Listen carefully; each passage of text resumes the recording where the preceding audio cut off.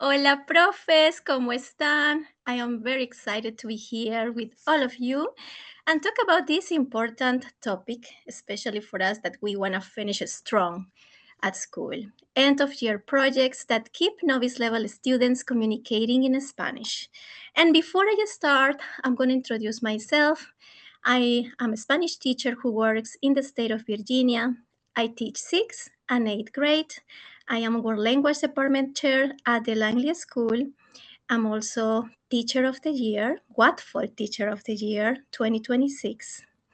And I'm very excited to be here. I'm ready to start. So let's start with the agenda.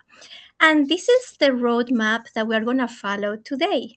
We will begin with why end of year projects for novice learners at this time of the year, why is important. And then we'll move to a framework for communicative projects. I divided the projects that I'm going to share today in 3 categories. And I'm going to explain why I divided them like that. We're going to talk about effective communicative projects, and then we're going to move to the 6 end-of-year projects ideas that I'm going to share today that I've prepared with so much care, and I hope you can implement them as soon as possible, tomorrow. In the process, during this session, I'm going to be sharing documents down so you can download them immediately. I'm going to share those links in the chat. So after finishing each project, I'm going to share these documents. You can download them. And then with time, you can see them closely and decide which project you want to implement the next days, the next weeks. And then we'll continue with talking about the importance of simple and sustainable projects, and we will end with a reflection. So let's start with why end-of-year projects for novice learners. If we think about our students, how they are growing through the year, this is the perfect time of the year when students feel more confident, right? They have learned so much language, they know the routines. So this is the perfect time for the students to demonstrate how much they know, how much they have growth. And these projects, during the explanation of these projects, you're going to see that it's not about teaching them new things. Now, at the end of the year, we want them to recycle knowledge, vocabulary, sentence structures, content that we have been teaching during the year. So, why projects matter for novice learners? Well, these projects help students to recycle language, as I mentioned today. Just before, we want students to use what they know already. So I want to reframe projects as opportunities for the students to use the language they have been building through the year. For novice-level students, projects are not about producing a lot of new language. No, they are about to recycle, to use familiar language for meaningful communication. So we want projects that help students communicate, and we know that communication is not only speaking, right? They can interpret, they can present. It's not always having a conversation with others, with classmates, or with us. So we want students to demonstrate, to use communications aligned with ACTFL. And these projects will help them build confidence. Another characteristic of these projects is that they have real audiences. It means that after they finish the product, the poster, or the audio, the video, it doesn't end in the teacher receiving it and evaluating it. We want this to be used maybe for other students, maybe for future students, maybe for them after they finish school, they can review and have a nice memory with this product that they are going to create. All right, so strong end of year projects. And I want you to think in one strong project and a successful project for you. What makes a project successful for your student? And please type in the chat.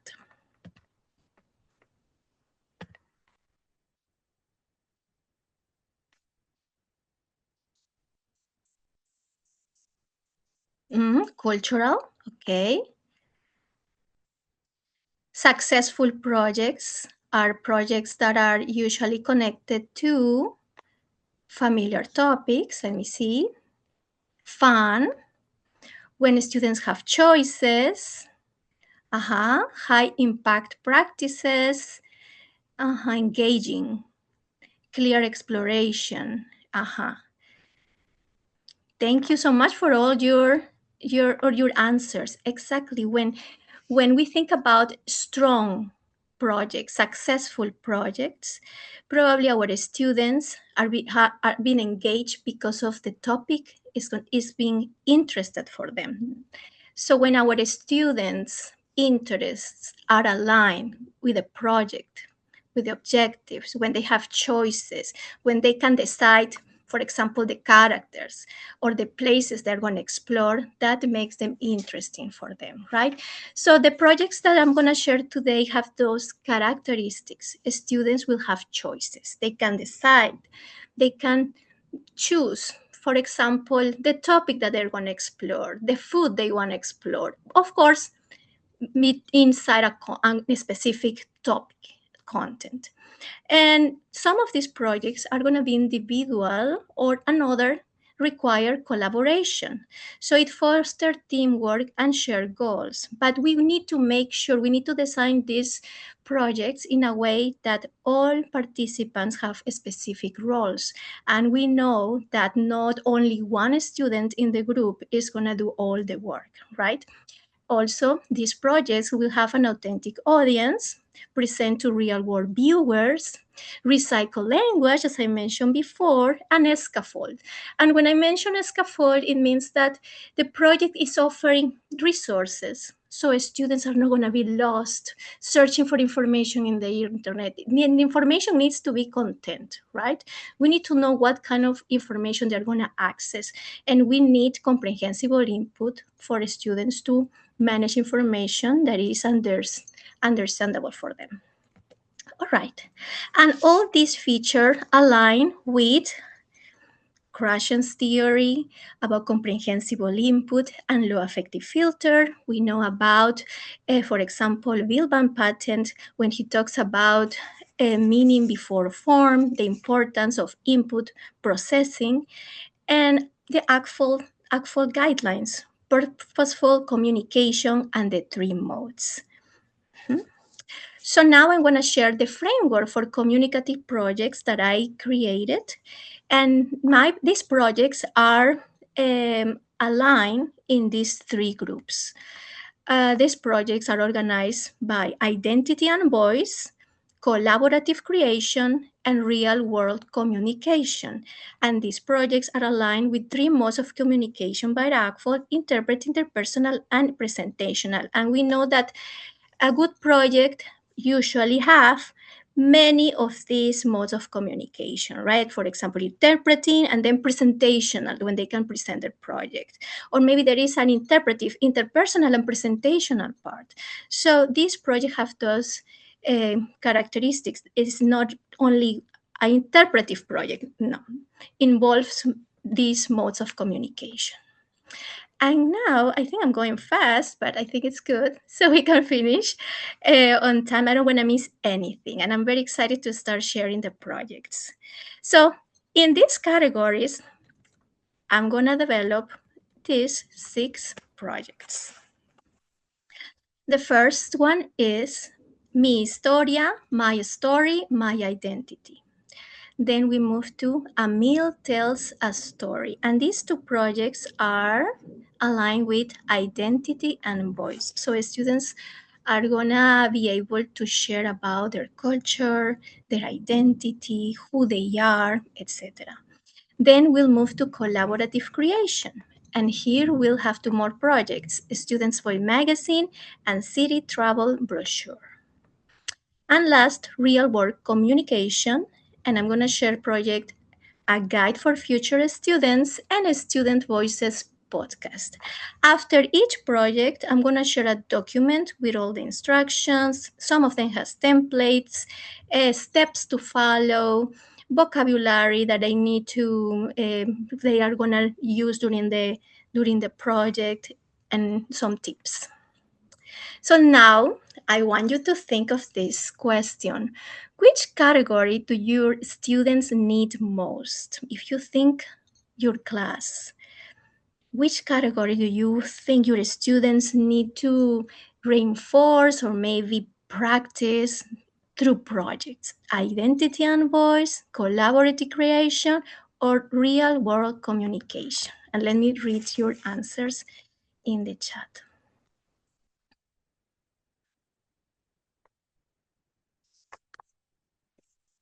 Student's choice. Okay, number two. Yeah,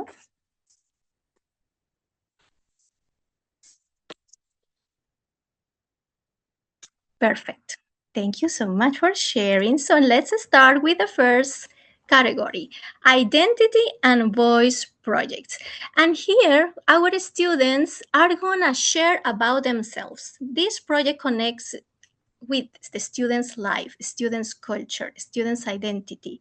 They share perspectives, they use language in personal, meaningful way. So let me show you an example of what does this project look like. And these are samples from my students, sixth graders. It starts with a slide presentation, an introduction. The students talks about himself, where is he from, the origin of his family, and his culture. And then by using photos, the students share about who he is. For example, in this photo say, esta foto es de los antepasados de mi padre que se mudaron a los Estados Unidos. And after they finish presenting three photos, I think it's three or five photos, they create a poster. And this is the poster of another student. And after the poster, they present. There is a presentation. And this project is coming from this article. Let's say I started with this section of Reporteros. This is an article about Las Fotos Project. Las Fotos Project is a project in which young people use photos, to explore and express their cultural identity. It is not just about taking pictures about things they like. No, it's about telling a story by using pictures to tell us who they are, what's their origin, where are they coming from, what's their culture, for example. And in this box says create a project similar to Maria's. You can show your family, and that is how we started. We moved to the project about photos that show their identity or culture. So they created a visual identity project by using 5 original photos, personal and cultural connection, and of course, needs to be done in Spanish. So if you would assign this project to your students, what would your students photograph? What would be those things or objects? What categories would you ask to your students to take photos? Let me see.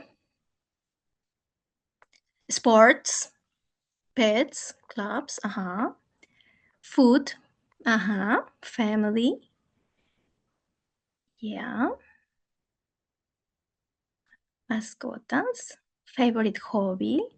So students get to share what they usually do with their family. Every family is different. Every family practice a different culture, right? I am Peruvian, but of course, the things I do, I'm sure, are different from another Peruvian family. So, students had categories, as you mentioned, yes, food, family, places, traditions, objects. And in the document that I'm going to share, you can see all those categories that I share to my students to search and to take photos. And these photos could have been recently taken, or they could use old photos. Now, I asked for the slides, and at the end, they needed to create this digital slideshow. They printed a poster, and there was an oral presentation.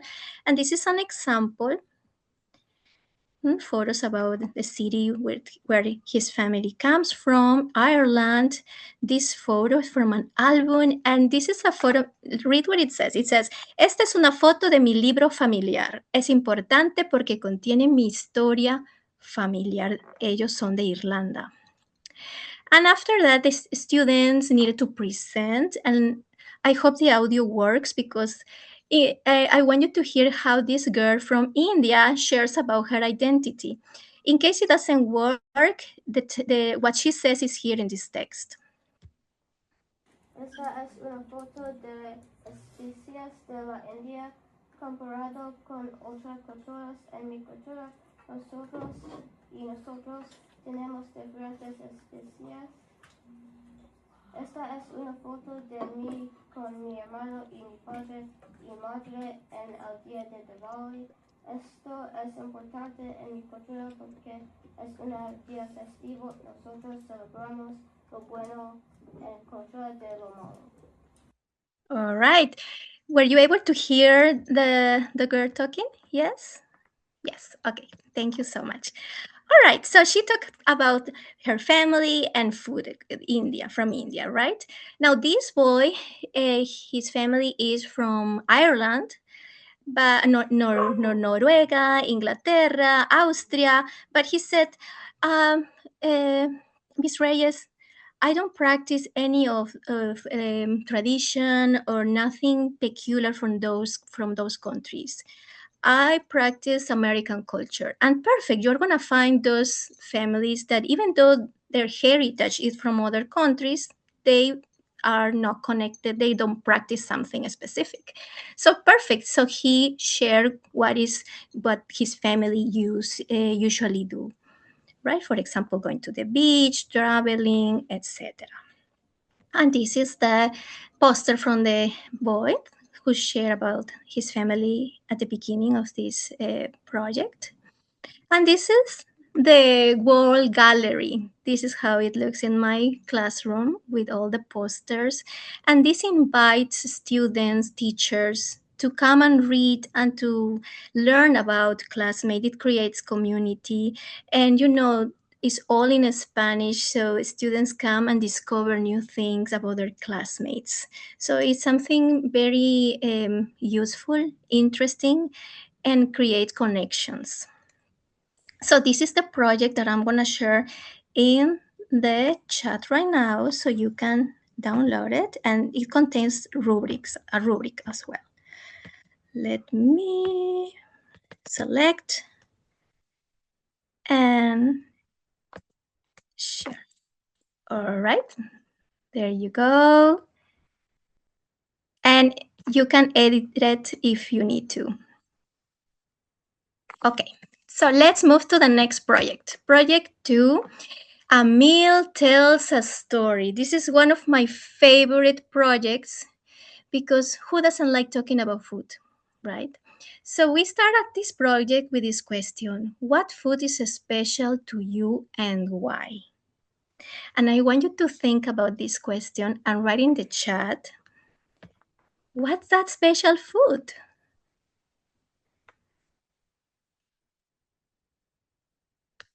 Let me see.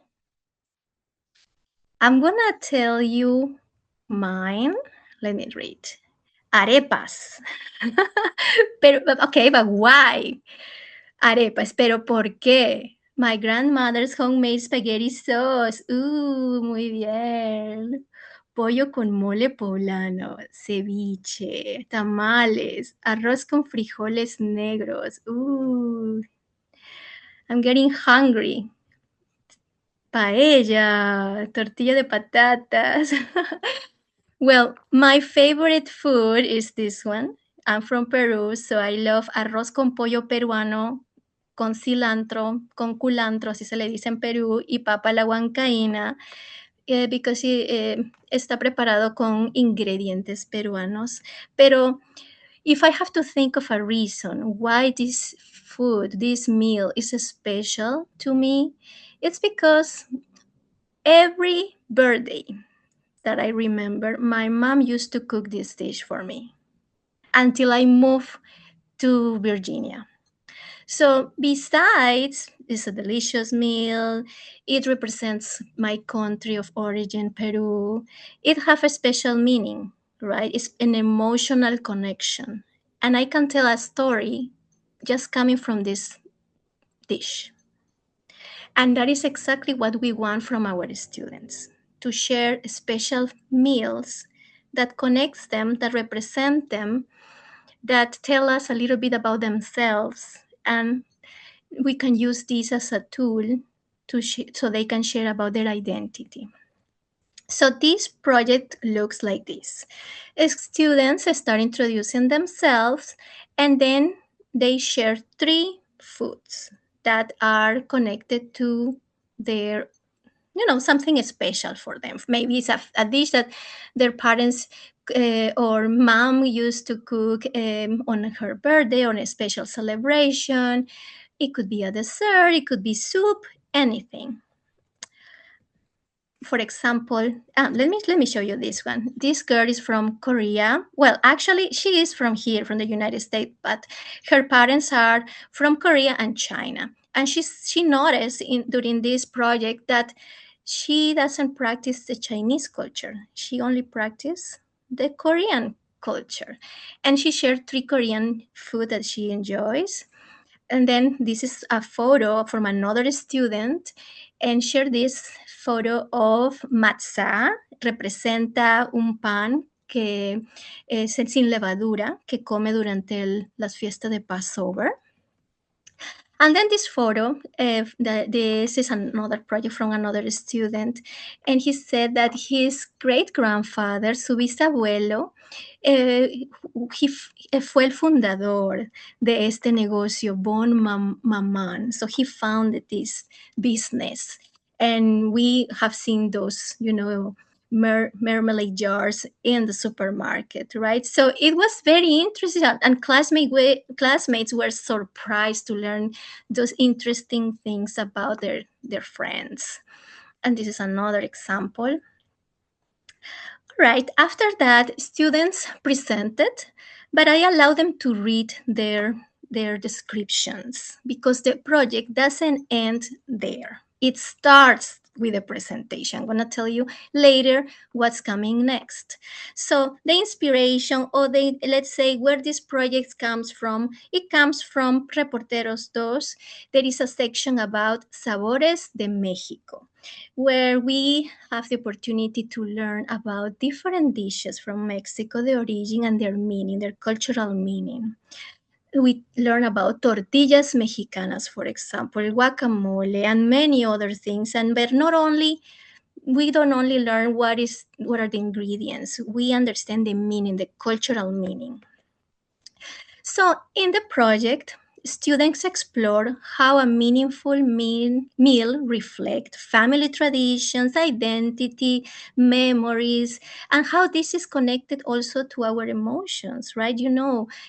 Connect with our students emotionally, social emotional learning. It's very important to create relationships and a nice environment in our classroom. The products are, it could be a story card, it could be a poster, also a collaborative cookbook of stories. If you can, create like an album with all this interesting food from the class and share it digitally, or print it if you have a printer at school that you can use. But sharing this album digitally would be great. All right, so later I'm going to share all the steps and structure and rubric, but I'm going to explain a little bit about how it was, what were the instructions. So this project needed introduction, three food slides. They needed to create three food slides, visuals, and of course, short description. And after that, they need to create a poster. This is the information I ask students to include in the introduction. And it looks like this. Ella es Gabriel. Esta es su información. These are the meals she shows. And then there was a presentation. Oops, there it is. Esta comida es parte y salsa de Before we watch this presentation, he is talking about his heritage. His heritage is from Italy, is Italiana. So he talks about, yes, a special dish for him. And he says this dish is important because his grandpa used to prepare it. And after that, he shares another dish that also his grandpa used to prepare for his family. So it's very nice how students, this project gives opportunity to students to reflect in their family, in how traditions and ways of life sometimes they are transmitted right from generations. So let me play the video again. Esta comida es pasta y salsa de tomates con queso parmesano. Es importante porque mi abuelo solía prepararlo. Mhm. Yeah. All right. Esta So, comida es and I said that the project starts here because it doesn't end with a presentation. After the students get to share about these meals, I group them in two. And now it's very interesting to see how they try to find commonalities and differences. So you can assign, for example, choose one dish to compare and contrast what's different ingredients, or maybe they both eat this dish in a birthday or in Thanksgiving, on a special celebration, or how they are different. So it's very interesting to see students talking about food and comparing and working together. So, of course, to novice level students, I offer sentence frames, as you can see here, but you're going to find divided by proficiency level, novice, low, mid, and high in the document that I'm going to share right now. And there is a rubric as well.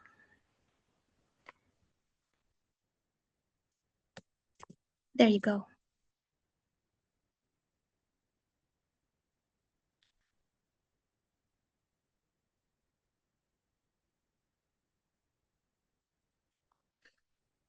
Okay, perfecto. And now let's move to the next category. So the next category is collaborative creation projects. And in these projects, we want students to work together, right? So if you think about how your students collaborate, tell me an example. How do you ask students to collaborate in projects?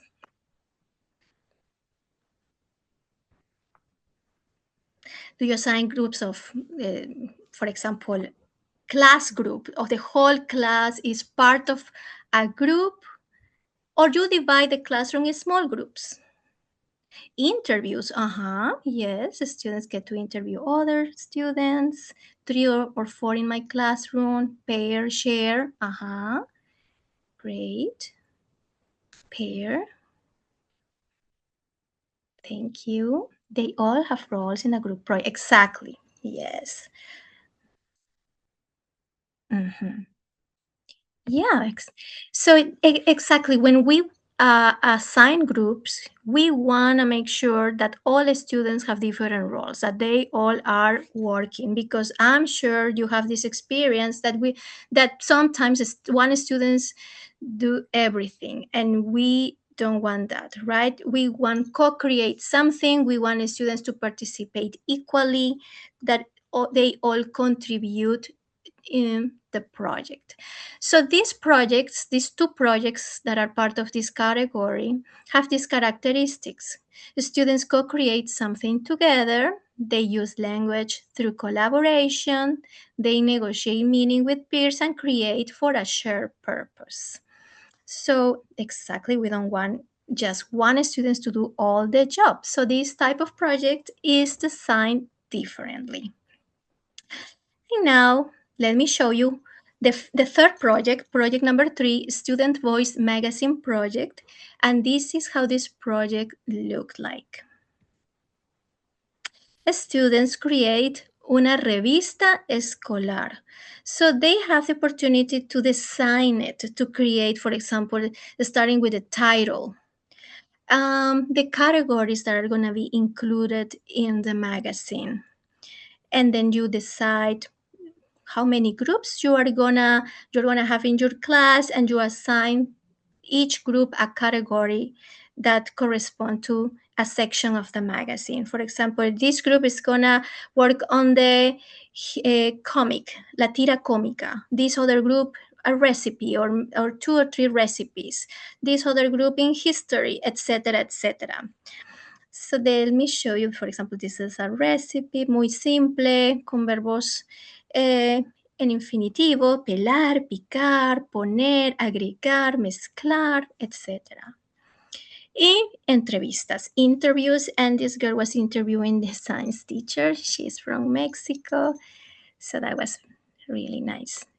It's nice to have other teachers from Hispanic countries so we can ask them to support us. All right, so the inspiration, or where this project come from, is from Reporteros Uno, and here says crear una edición especial de la revista escolar. So we adapted this project, this final project, to the magazine project that I just shared here. So if you have to think about the sections that you are going to include in a magazine, what sections would you include in a class magazine? And I want you to type in the chat what kind of sections you think it will work well to develop this magazine. Deportes. Oh, that's a good one. Yeah. Sí, sports, school community. Ajá. Traveling. Anécdotas, ¿verdad? Música. Oh, wow. Sixth graders in my school, they are into music. Sports, movies, so much, right? So many categories, and they will be excited to write an article about their favorite musician or sports, because that connects with their interests. All right, so students collaborate to create a class magazine. And these are some of the suggestions for you. For example, stories and memories. Did you know that Gavin, etc., etc.? Did you know that Parker, da, da, da? So something that students don't know about their classmates. Interviews, art, humor. I think having a comic section makes it very, very interesting for the students. They all wanna write the comic section. And recommendations and end of year reflections. Yeah, like advice. Let me share the document here. The slide. Let me share the document here. Oops, no. Oh, refranes. That's a good one. Farándula, yeah. You have great ideas. Fashion. Oh, yes, that's amazing. Yeah. All right. Can you open the documents? Yeah. Celebrities. Yeah. All right. So now let's move to the next project. But before I start describing it, I want you to think, if you could travel anywhere in the Spanish world, where would you go? ¿A dónde viajarías si pudieras viajar a un país que habla español? Yo iría a Perú porque no me canso. Chile, España, Costa Rica, Madrid. Oh, the templates that I use for posters, for everything, is Canva. Canva. Que dice Ibiza, Argentina, oh, Cuba, Colombia. Wow, so many beautiful places. Now think about your students, that they get to choose a city they can explore by creating a brochure project. What does this project look like? Let me show you. The title of this project is City Travel Brochure Project.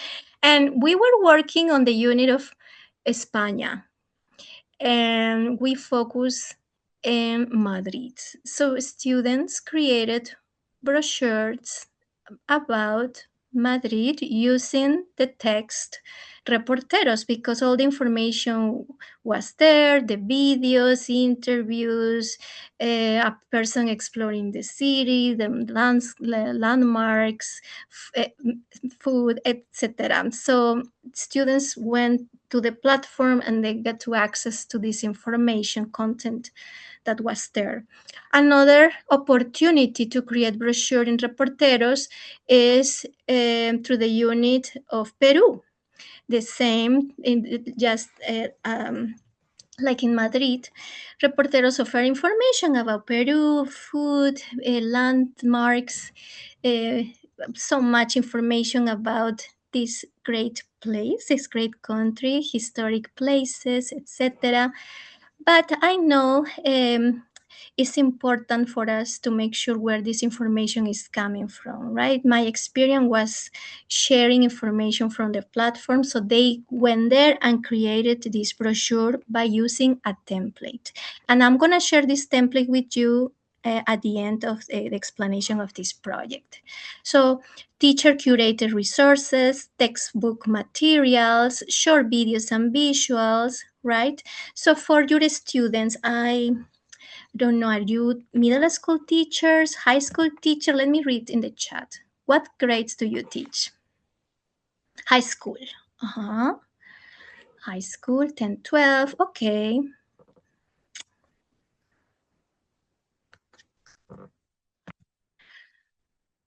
Okay.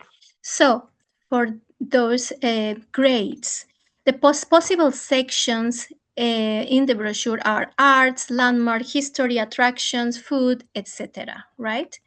Now we want to support novice learner, so students will use a structured template.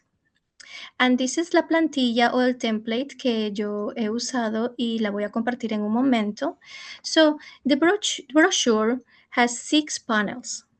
So every um, every part is indicated in the template. Panel 1, what's the title, what's the image that goes there, the name of the student, all the information that goes in panel 1. Panel 2, the name, what's the place. So students complete this template before moving all the information in Canva. That's the platform that I use to create that I ask students to create a brochure.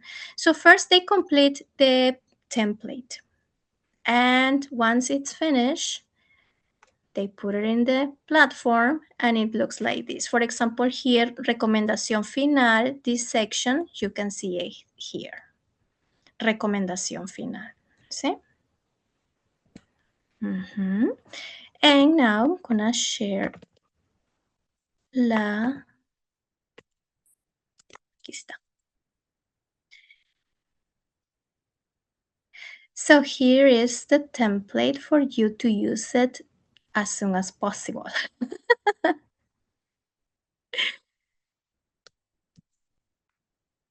Okay, and now let's move to the next project. Okay, so this is the third category, real world communication projects. And these, as the name says, these projects are connected to real world. So if you think of a real world communication, so if you think of the opportunities your students have to communicate in Spanish, when do your students actually use Spanish? Type in the chat. Only in class. When talking, restaurant, en el aula, en el supermercado. Uh-huh. Yes. Yeah. And well, unless students have relatives at home that they speak the language, maybe heritage students, it's possible that the only opportunity for students to communicate in Spanish is in class. So that is why we need to make these projects relevant and emphasize communication. It's important that they communicate in the target language in the process. And so these projects that I'm going to share today, these two projects, engage students in using language for authentic audiences. So it means that at the end, the product is not going to be only the teacher who is going to grade the project. No, it's going to be another person that maybe is going to use this product to learn Spanish. So this is real audience, somebody who is really going to use the product these students are going to create. So this is project number 5, Guide to Success in a Spanish Class. So it's a guide that my future students are going to use to be successful in class. So my students right now at the end of the school year are going to work hard to leave something that is going to help future students. So what do new students really need to know to succeed in your class?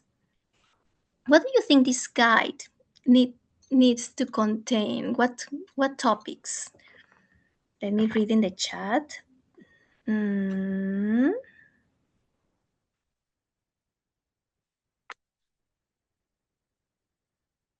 How to study effectively. Okay. Cómo preguntar, hacer preguntas en español. Ajá.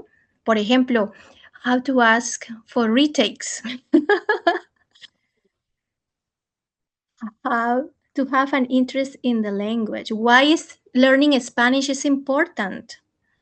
Greetings, common phrases that it will be useful to know in a Spanish class, like puedo ir al baño. How to ask questions. Sí, perfecto. Exactly. So this is what this project is about. So the guide for future students will contain study and learning tips, communication survival strategies, classroom routines and expectations, frequently asked questions, por ejemplo, ¿puedo tomar agua? ¿Puedo llenar mi botella? ¿O necesito ayuda? Yo tengo una pregunta. But we offer the categories to our students and they decide, they get to choose what to include in this guide. So giving the students choices is what makes it engaging and interesting because they get to decide what to write in there. All right, and this project is also divided in categories Novice-Level, Mid, and High. And let me share it with you.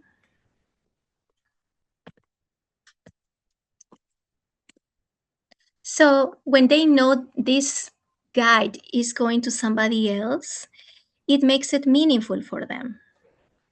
And they think, oh, this is important because they usually think of, oh, my project is done. Okay, I show it to the teacher and that's over. But no, this will be something that future students will use. All right. Perfect. Okay, and now let's move to project 6, Student Voices Podcast Project. And this is one of my favorite projects. Students have so much fun creating podcasts. And so let's think. I wanted to start with this question. If your students had a podcast, what would it be about? What do you think they would like to talk about in the podcast? Chismes. Soccer. Yeah, my students are into soccer. Oh my goodness. Latest memes. Summer vacation. Themselves, their friends, thinks they like music. Yeah. Yeah.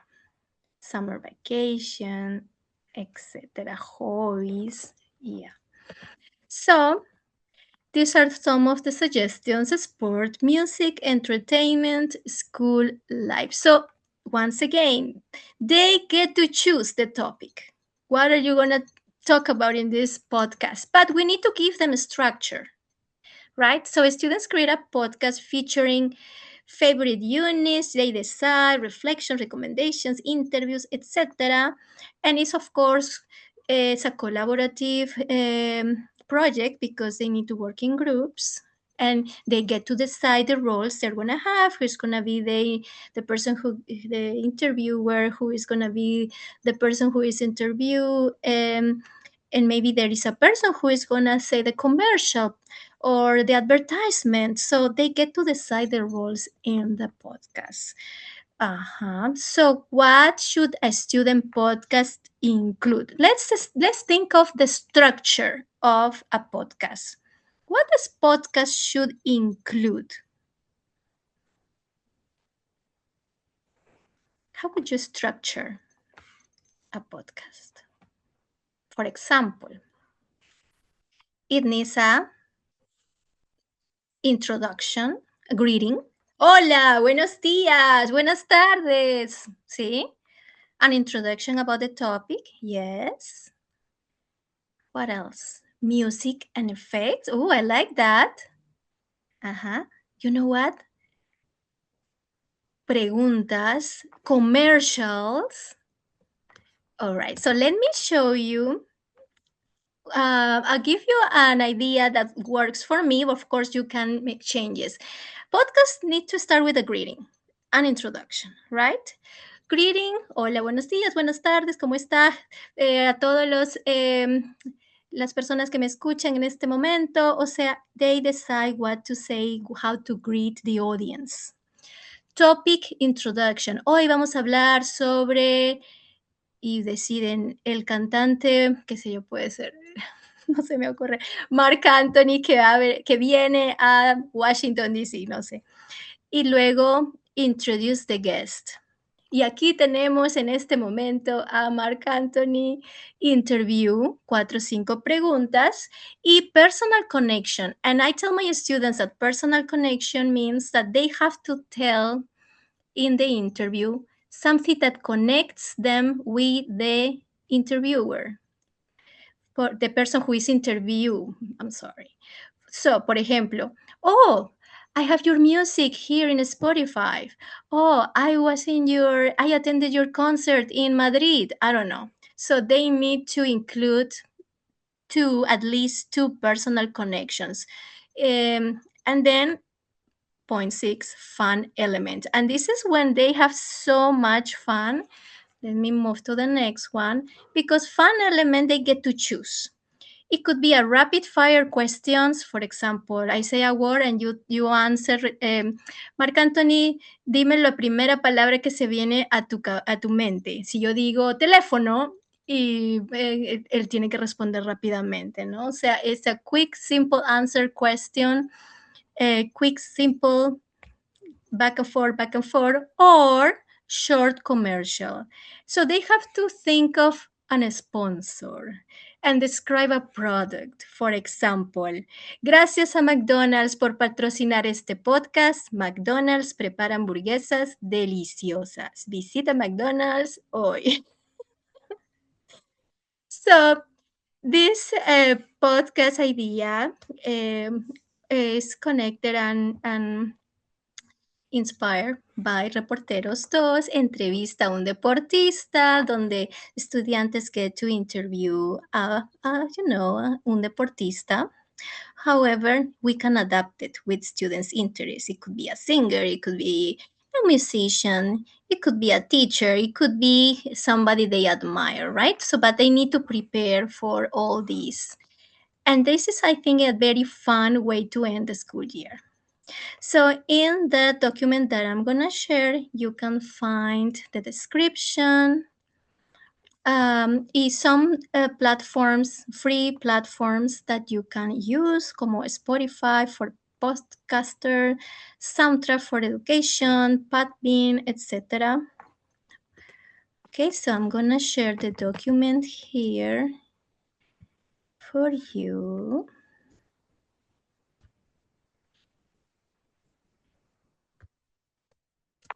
There you go. Right?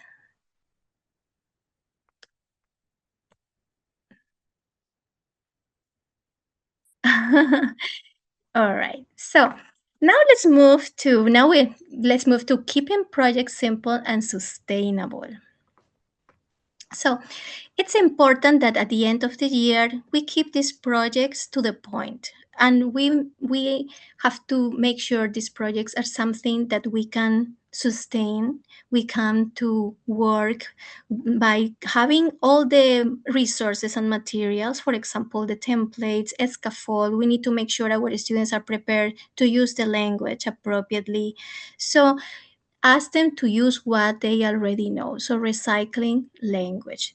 And if you notice that it's important for them to have structures or frames to review that part, offer them in the document with the instructions, right? Um, Something from here that I want to emphasize is the checkpoints. Projects usually last 3 classes, depending on the frequency you see your students. It could be 2, it could be 5, right?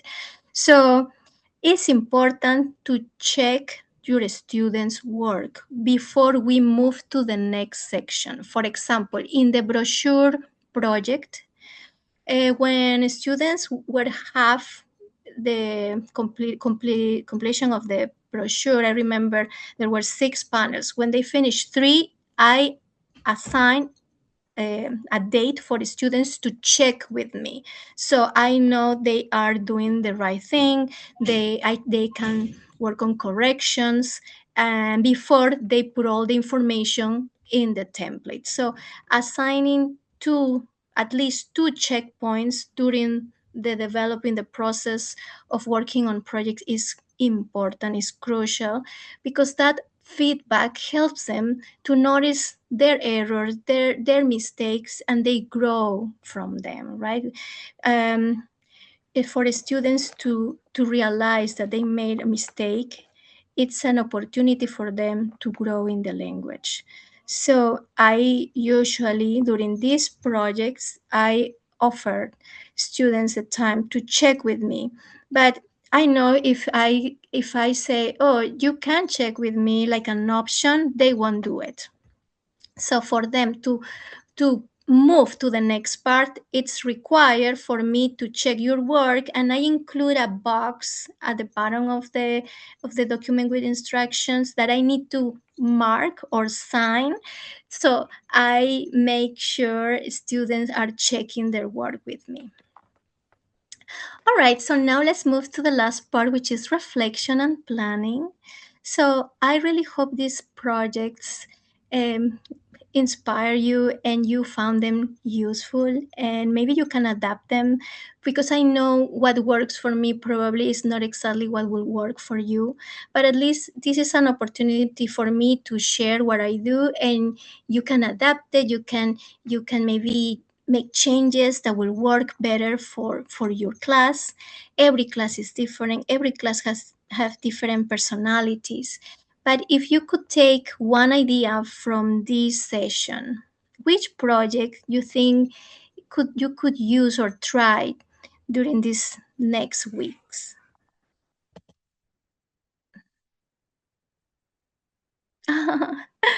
Uno, okay. El podcast, gracias. Project for Futures. Ajá. Well, so my goal is to make you facilitarte, hacerlo más fácil, ¿no? El trabajo tu trabajo durante estas últimas semanas. So I really hope this helps you. Everyone, thank you so much, Carmen. This was an amazing webinar. I'm reading all the comments and it's wonderful. I mean, Carmen is our Teacher of the Year. We are so happy and so grateful to World Languages for co-hosting this webinar with Guatful tonight. Very grateful to Carmen for always stepping in. and for such a fantastic presentation. These projects are exactly what we need to keep our novice level student engaged, especially at the end of the year. By the way, I think the project that I'm going to steal is the podcast. I think it's wonderful.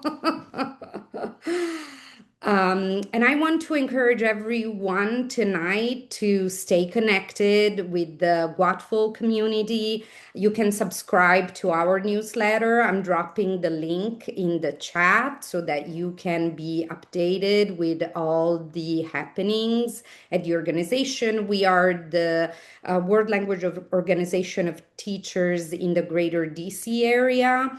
And we represent all kinds of languages and teachers, private schools, public schools, charter schools, universities, from pre-K 3 through 16. So we would love to see you to one of our in-person event or to another one of the webinars.